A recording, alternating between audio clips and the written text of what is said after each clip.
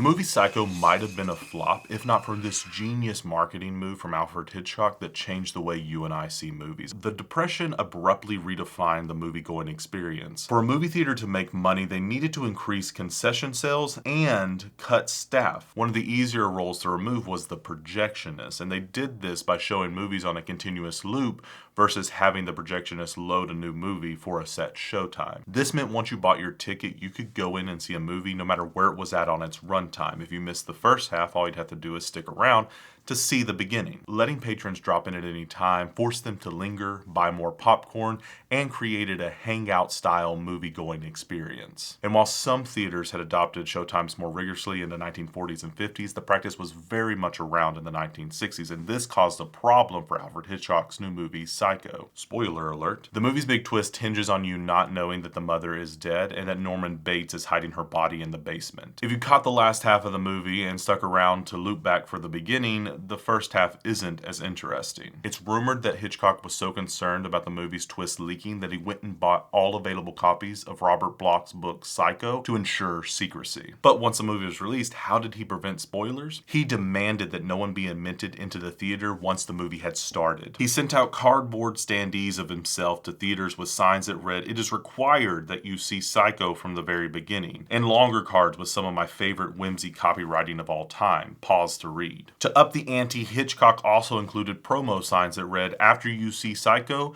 don't give away the ending, it's the only one we have." To enforce this showtime practice, some theaters even hired security to keep out latecomers. Critics called this a gimmick. Hitchcock called it preserving the experience. The truth? It was the birth of the spoiler alert and a masterclass in scarcity marketing. He made a black and white slasher film feel like an event. And in doing so, he created the blueprint for the modern day hype machine, making this day 10 of 15 days of lights, camera, ads.